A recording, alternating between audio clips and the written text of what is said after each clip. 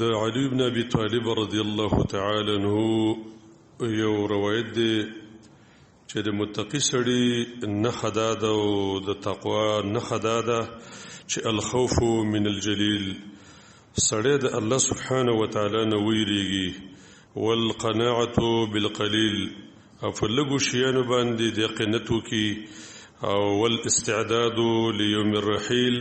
سړی د مرګ لپاره آمادګي ولري دا به تقوادار انسان دی دا به د الله په وړاندې باندې خوږ انسان دی یو حدیث کې راځي نبی کریم صلی الله علیه وسلم فرمایي الکیس من دان نفسه وعمل لما بعد الموت ډیرو خیر انسان هغه دی چې د ځان سره محاسبه دنیا کې وکړي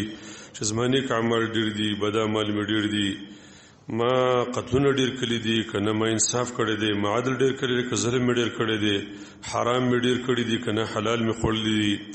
د دین کارونه مې ډیر کړي کنه د بيدینۍ کارونه مې ډیر تلم د ځان حساب اول وکړي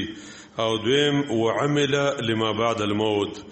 د سترګو د فټېدلو نه چې وروسته به د باندې کوم احوال لازي نو سړی د هغې دپاره کارونه وکړي نه د دې دنیا دپاره دلته چې هر څومره یو انسان زور وکړي هر څومره امکانات لاسته راوړي دا ټول پاتې کېږي دا ټول قوتونه پاتې کېږي دغه تشناب به چې تا پې ډېر مصرف کړی دا به یې ته به پکې نه د کوټه چې تا پې مصارف کړي دي ته به تېزې هغه کوټه به دي بچي ته وفاتي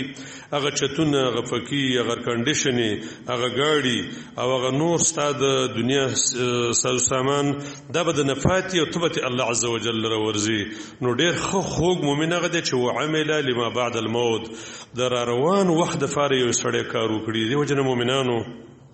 دنیا فقط او فقط زمونږ استاد لپاره رب العالمین یو زینت ګرځولې دی مونږ ته شیطان دا به ډېر زیات ډولې کوي په دې خاطر باندې چې مونږ دوکه شو او شیطان مونږ په دې دنیا کې د غټو تاوانونو سره مخامخ کړي خو د رب په وړاندې باندې دنیا فقط زمونږ استاد لپاره یو عظیم چانس د قیامت د دې سختو پړاوونو د حلولو لپاره دی چې مونږ دا استعمال وکړو وګورئ دغه سخت منازل په مونږ تاسو باندې رب العالمین آسان کړي نو مسله دا شروع كيف نستعد للموت منګه د مرګ د فار څنګه آمادګي ولرو او سړی څنګه کاری دا سړی د مرګ د فار لګې دی د نور فانی کیږي د زی ذکر د کارونو شروع کړی دی یو سبب د هغه لپاره مؤمنانو هغه د التجافي عن دار الغرور د دې دنیا نه چډیره دوکه مار ده چاله سلره نه وړله وفاداری و نه کړله د دې پوجا باندې سړی په دنیا کې د وګد عمر خاون نشه د دې پوجا باندې سړی د مصالح تکالیفونه بچ نشه د دې دنیا په وجه باندې د سړی نه د رب العالمین مقدرات و نه وختیدل د دې په وجه باندې سړی د هسپتال نه من نشه د دې په وجه باندې امن را نغه نو د دې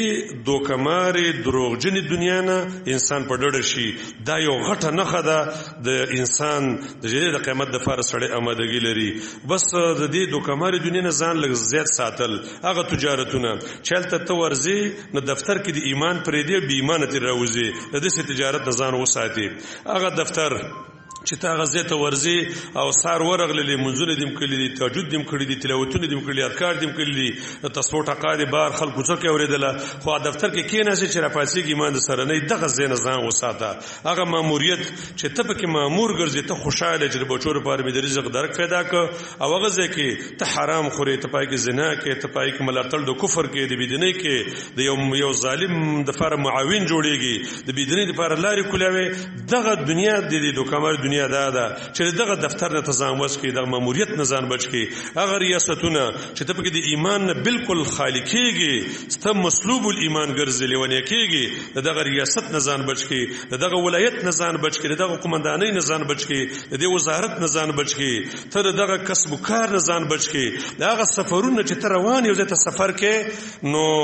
او د سې ستاره لپاره پای ډېر مزایا دي ډېر خوندونه دي خو ته ایمان زی ته اعمال صالحه ختميږي ته د الله سره پټکان کې راځي ته د محمد رسول الله سره پټکان کې راځي ته د فاسقانو په لیست کې راځي نو التجافي عن دار الغرور سړی ځان بچ کی په ډډه کې د دې دوکماري دنیا نه کته تجارت کې ډېر زمونږ د سهولت چې په دې قسمونو باندې په دې دوکو باندې او په دې حرام باندې په دې سودونو باندې د مسلمانانو په چل وهلو باندې بس فقط ګډه لقرته معاملې کرته ګوره او باندې قرته ساته او د بچو رنگونه خساته د ریشیو لګوره خراب نه کې جامو له خراب نه کې نور ایمان ته نو د ایمان روان دي نو سړی د دې کسب نه باید ځان وژغوري دې ته ویل کی التجافي عن دار الغرور اے مؤمنانو مسلمانانو داسې کسبونه وکړئ چې پاره کې تکسب مو کې او روان د قیامت په لور باندې می خلک په تا باندې دا ګمان ونه کړي چې دا سړی د قیامت د پاره مادګین لري زمونږ ټول خلک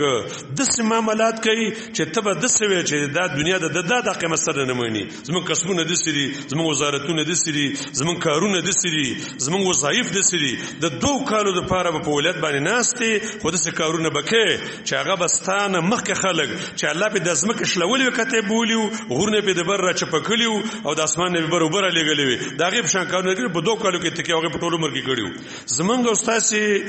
مشرین ملکین په دې اندازه باندې دي چې هغه موږ چې کوم کارونه کوو په دې اعمال باندې الله سبحانه وتعالى ډېر خلک د منځ وړیو چې د هغوی